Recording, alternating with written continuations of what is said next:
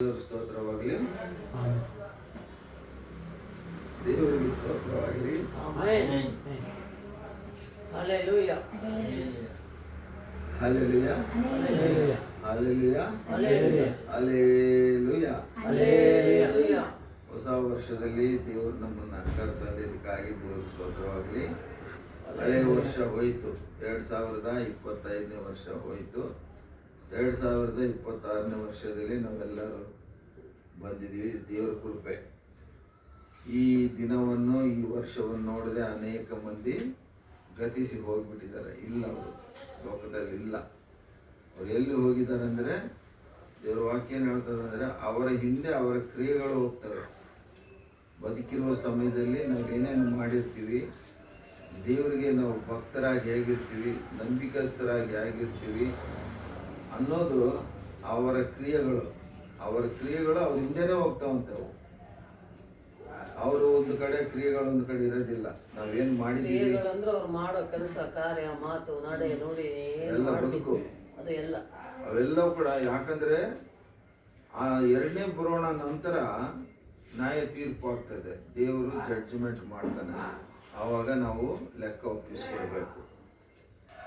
ಲೆಕ್ಕ ಒಪ್ಪಿಸಲೇಬೇಕು ನಾವು. ಯಾರೇ ಆಗಲಿ, ಒಂದು ವಿಶ್ವಾಸಿ ಆಗಲಿ, ಪಾಸ್ಟರ್ ಆಗಲಿ, ಯಾರೇ ಆಗಲಿ, ಎಲ್ಲರೂ ಲೆಕ್ಕ ಒಪ್ಪಿಸ್ಬೇಕು.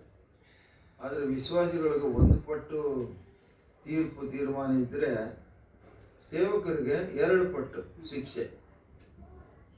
ಅದಕ್ಕಾಗಿ ಭಾಳ ಜಾಗ್ರತೆಯಿಂದ ಇರ್ತೀವಿ ಪಾಸ್ಟರ್ಗಳಾದ ನಾವು. ಇವತ್ತು ಮತ್ತೊಮ್ಮೆ ರಕ್ಷಣೆ ಬಗ್ಗೆ ಮಾತಾಡಬೇಕು ಅಂತ ದೇವ್ರನ್ನ ಕೇಳಿದ. ದೇವರೇ, ನಾನು ಏನು ಮಕ್ಕಳಿಗೆ ಏನು ಹೊಸ ವರ್ಷದಲ್ಲಿ ಏನು ಹೇಳಬೇಕು ಅಂದರೆ ರಕ್ಷಣೆ ಬಗ್ಗೆ ಹೇಳಿ. ರಕ್ಷಣೆ ಎಂದಂತ ನೀವೇನು ತಿಳ್ಕೊಂಡಿರೋ ಮತ್ತು ಅದನ್ನು ಇನ್ನೊಂದು ಸಾರಿ ಅದನ್ನು ನಿಮಗೆ ಜ್ಞಾಪಕ ಮಾಡಿಸ್ಕೊಡ್ಲಿಕ್ಕಾಗಿ ದೇವರು ಹೇಳಿದ. ಆಯಿತು, ಹೊಸ ವರ್ಷದಲ್ಲಿ ಮೊದಲನೇ ಆರಾಧನೆದು ದೇವರು ಏನು ಹೇಳ್ತಾನಂದರೆ, ಮಾರ್ಕ್ 16:16 ಅಧ್ಯಾಯ 16ನೇ ವಚನ ಓದಮ್ಮ. ನೀವು ಬೇಗ ಬೇಗ ಓದಿ. ಮಾರ್ಕ್ನೇ ಸುವಾರ್ತೆ 16ನೇ ಅಧ್ಯಾಯ 16ನೇ ವಚನ.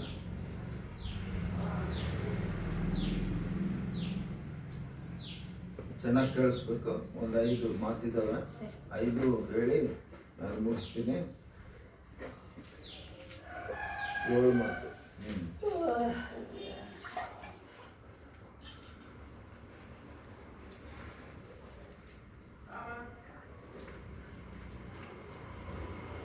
16ನೇ ಅಧ್ಯಾಯ 16ನೇ ವಚನ.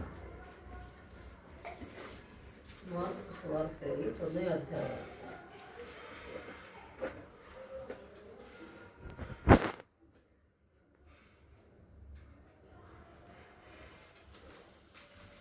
ನೀವು ಲೋಕದ ಎಲ್ಲಾ ಕಡೆಗೆ ಹೋಗಿ ಜಗತ್ತಿಗೆಲ್ಲ ಸುವಾರ್ತೆಯನ್ನು ಸಾರಿರಿ.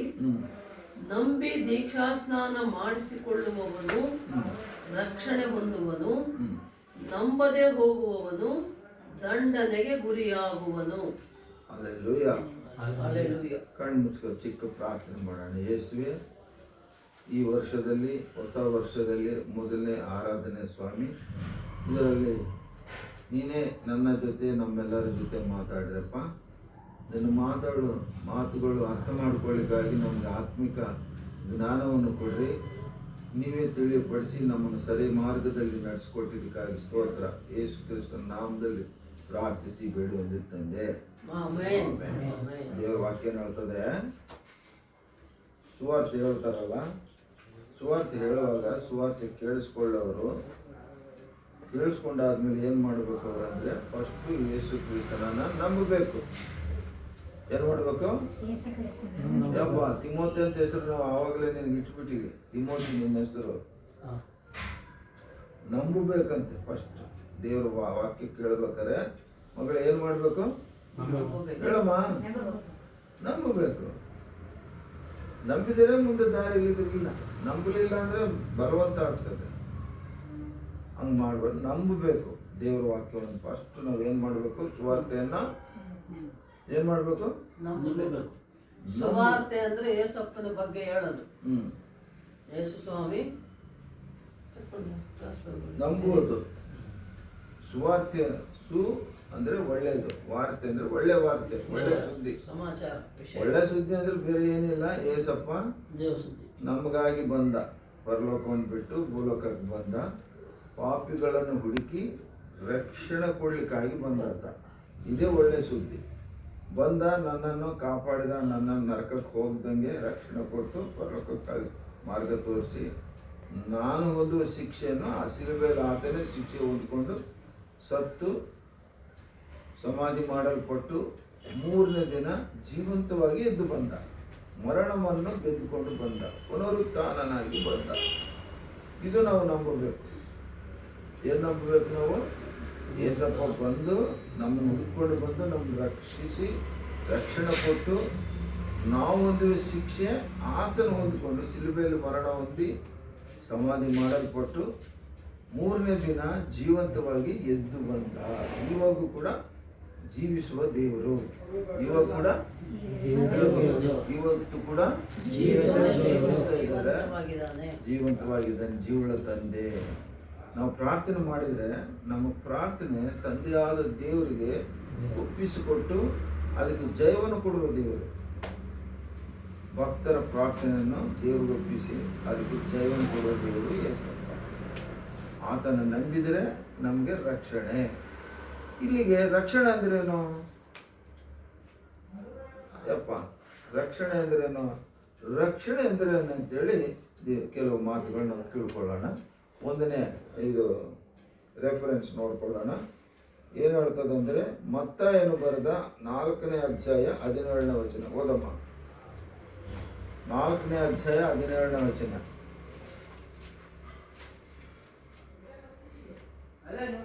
ರಕ್ಷಣೆ ಅಂದ್ರೇನು ಚೆನ್ನಾಗಿ ತಿಳಿಸಿದ್ದಾರೆ ದೇವರ ಮಾತುಗಳಲ್ಲಿ. ಮತ್ತಾಯ 4ನೇ ಅಧ್ಯಾಯ 17ನೇ ವಚನ. ಪರಲೋಕ ರಾಜ್ಯವು ಸಮೀಪಿಸಿತು, ಪರಲೋಕ ರಾಜ್ಯವು ಸಮೀಪಿಸಿತು, ದೇವರ ಕಡೆಗೆ ತಿರುಗಿಕೊಳ್ಳಿರಿ ಎಂದು, ದೇವರ ಕಡೆಗೆ ತಿರುಗಿಕೊಳ್ಳಿರಿ ಎಂದು ಸಾರಿ ಹೇಳುವುದಕ್ಕೆ ಪ್ರಾರಂಭಿಸಿದನು. ಇದು ನಾವು ಯಾವ ಕಡೆ ತಿರುಗಬೇಕಂತೀಗ? ಪರಲೋಕದ ಕಡೆಗೆ. ಪರಲೋಕದಲ್ಲಿ ಯಾರಿದ್ದಾರೆ ಅಂದರೆ ಸೃಷ್ಟಿಕರ್ತನಾದ ದೇವರು, ತಂದೆಯಾದ ದೇವರು ಪರಲೋಕದಲ್ಲಿದ್ದಾನೆ. ಹಾಗಾಗಿ ನಾವು ದೇವರ ಕಡೆಗೆ ತಿರುಗಬೇಕು, ಲೋಕದ ಕಡೆಗೆ ಅಲ್ಲ. ಲೋಕದಲ್ಲಿ ಪಾಪ, ಶಾಪ, ನರಕ, ನಷ್ಟ ಎಲ್ಲ ಇದೆ. ಆ ಕಡೆಗೆ ಹೋಗ್ಬೇಡ್ರಿ, ನೀವು ದೇವರ ಕಡೆಗೆ ತಿರ್ಕೊಳ್ರಿ ಅಂತ ಹೇಳ್ತಾ ಇದ್ದಾರೆ. ಒಂದನೇ ಮಾತೇನು? ರಕ್ಷಣೆ ಅಂದರೆ ನೀವು ದೇವರ ಕಡೆಗೆ ತಿರುಗಿಕೊಳ್ಳಬೇಕು. ಲೋಕದಲ್ಲಿ ಕೆಟ್ಟ ವಿಷಯಗಳಿದ್ದಾವೆ. ಲೋಕದಲ್ಲಿ ಸಾತಾನು ಆಳ್ತಾ ಇದ್ದಾನೆ. ಅವನು ನಮ್ಮನ್ನು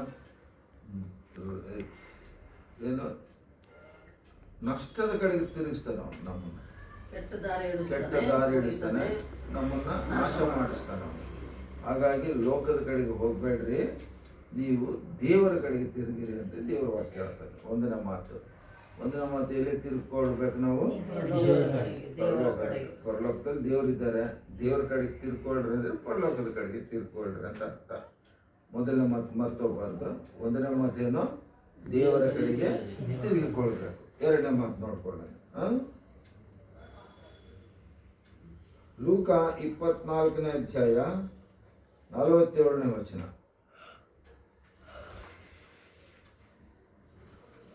ಲೂಕ 24ನೇ ಅಧ್ಯಾಯ 47ನೇ ವಚನ. ಎರಡನೇ ಮಾತು ಚೆನ್ನಾಗಿ ಧ್ಯಾನವಿಟ್ಟು ಕೇಳಿಸ್ಕೊಳ್ರಿ. ಒಂದು, ದೇವ್ರ ಕಡೆ ತಿರ್ಕೊಳ್ಬೇಕು ನಾವು. ದೇವ್ರ ಕಡೆ ಅಂದರೆ ಒಳ್ಳೆ ಸನ್ಮಾರ್ಗ, ಅದು ಸತ್ಯ ಮಾರ್ಗ ಅದು.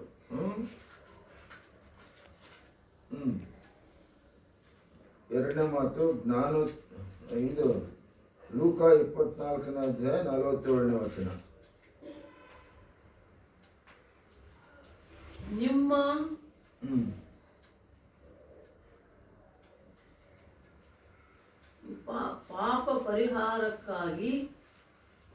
ಪಾಪ ಪರಿಹಾರಕ್ಕೋಸ್ಕರ ದೇವರ ಕಡೆಗೆ ತಿರುಗಿಕೊಳ್ಳಬೇಕೆಂಬ ಮಾತು ಯೆರೂಸಲೇಮು ಮೊದಲುಗೊಂಡು ಸಮಸ್ತ ದೇಶದವರಿಗೂ ಆತನ ಹೆಸರಿನಲ್ಲಿ ಸಾರಲ್ಪಡುವುದು ಬರೆದದೆ. ಎರಡನೇ ಮಾತೇನಂದ್ರೆ ಮನ ಕಡೆಗೆ ತಿರುಗಿಕೊಂಡ್ರೆ ಏನ್ ಬರ್ತದೆ? ಏನಾದರೂ ಸಿಗಬೇಕಲ್ಲ ನಮ್ಗೆ. ದೇವ್ರ ಕಡೆಗೆ ಯಾಕೆ ತಿರ್ಕೊಳ್ಬೇಕು? ದೇವ್ರ ಕಡೆಗೆ ಯಾಕೆ ತಿರ್ಕೋಬೇಕಂದ್ರೆ ದೇವ್ರ ಕಡೆಗೆ ತಿರುಗಿದ್ರೆ ನಾವು ಒಂದು ಒಳ್ಳೆಯದು ಏನಾಗ್ತದೆ ಅಂದರೆ ಪಾಪ ಕ್ಷಮಾಪಣೆ. ಏನಾಗ್ತದೆ ಅಂತಪ್ಪ? ಪಾಪ ಕ್ಷಮಾಪಣೆ ಆಗ್ತದೆ. ಎರಡನೇ ಮಾತು. ಒಂದನೇ ಮಾತು, ದೇವ್ರ ಕಡೆಗೆ ತಿರ್ಕೋಬೇಕು. ದೇವ್ರ ಕಡೆಗೆ ತಿರುಗು. ಸುಮ್ಮನೆ ಯಾಕೆ ತಿರುಗ್ತೀರಿ? ತಿರುಗಿದಲ್ಲಿ ನಾವು ಲಾಭ ಐತೆ, ಪ್ರಯೋಜನ ಐತೆ. ಏನೈತೆ ಅಲ್ಲಿ? ಪಾಪ ಪರಿಹಾರ. ಪಾಪ ಕ್ಷಮಾಪಣೆ ಮಾಡಿ ಪಾಪ ಪರಿಹಾರ. ನೀವು ಪಾಪದಿಂದ ನಿಮ್ಮನ್ನು ಬಿಡುಗಡೆ. ಪಾಪದಿಂದ ನಿಮಗೆ ಬಿಡುಗಡೆ. ಏನಾಗ್ತೀರಿ ನೀವು ಅಂತಂದ್ರೆ ಪರಿಶುದ್ಧರಾಗ್ತೀರಿ. ಪಾಪದಿಂದ ಬಿಡುಗಡೆ ಆದ್ರೆ ಏನಾಗ್ತೀರಿ? ನಾವು ಪರಿಶುದ್ಧರಾಗ್ತೀವಿ. ಪರಿಶುದ್ಧರಾದರೆ ಪರಲೋಕ. ಅದು ಲಿಂಕ್, ಕನೆಕ್ಷನ್. ಹಾಗಾಗಿ ನಾವು ದೇವರ ಕಡೆ ತಿಳ್ಕೊಂಡ್ರೆ ನಮಗೆ ಏನು ಸಿಗ್ತದೆ ನಮ್ಗೆ ಅಂದರೆ, ನಮ್ಮ ಪಾಪಗಳೆಲ್ಲವೂ ಕೂಡ ಕ್ಷಮಿಸಲ್ಪಡ್ತದೆ. ಪಾಪಗಳೆಲ್ಲವೂ ಕ್ಷಮಿಸಲ್ಪಡ್ತದೆ. ಮೂರನೇ ಮಾತು ನೋಡ್ಕೊಳ್ಳೋಣ. ಎಫೆಸಿಯರು ಬರೆದ ಪತ್ರಿಕೆ 1ನೇ ಅಧ್ಯಾಯ 7ನೇ ವಚನ.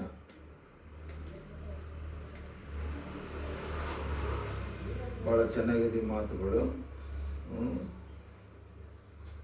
ಎಫೆಸಿಯವರು ಬರೆದ 1ನೇ ಅಧ್ಯಾಯ 7ನೇ ವಚನ. ಒಂದು, ದೇವ್ರ ಕಡೆಗೆ ತಿರುಗಬೇಕು. ದೇವ್ರ ಕಡೆಗೆ ತಿರುಗದೆ ನಮಗೆ ಪಾಪ ಕ್ಷಮಾಪಣೆ ಆಗ್ತದೆ. ನಮ್ಮ ಲೆಕ್ಕದಲ್ಲಿ ಯಾವ ಪಾಪ ಇರೋದಿಲ್ಲ. ನಾವು ಪರಿಶುದ್ಧರಾಗಿರ್ತೀವಿ. ಹೇಗೆ? ಅದು ಏನು? ಅದೇನು ಪ್ರಕ್ರಿಯೆ ಇಲ್ಲಿ ಬರೆಯಲ್ಪಟ್ಟಿದೆ. 1ನೇ ಅಧ್ಯಾಯ 7ನೇ ವಚನ. ಈತನು ನಮಗೋಸ್ಕರ ತನ್ನ ರಕ್ತವನ್ನು ಸುರಿಸಿದ್ದರಿಂದ ನಮ್ಮ ಅಪರಾಧಗಳು ಪರಿಹಾರವಾಗಿ ನಮಗೆ ಬಿಡುಗಡೆಯಾಯಿತು. Amen, amen. ಇದು ದೇವರ ಕೃಪಾತಿಶಯವೇ. ಈಗ ನಾವು ದೇವರ ಕಡೆ ತಿರ್ಕೊಂಡಿವಿ, ಪರಲೋಕದ ಕಡೆ ತಿರ್ಕೊಂಡಿವಿ ಅಂದರೆ ನಮ್ಮ ಪಾಪಗಳೆಲ್ಲ ಕ್ಷಮಿಸಲ್ಪಟ್ಟವು. ಕ್ಷಮಿಸಲ್ಪಟ್ಟ ಮೇಲೆ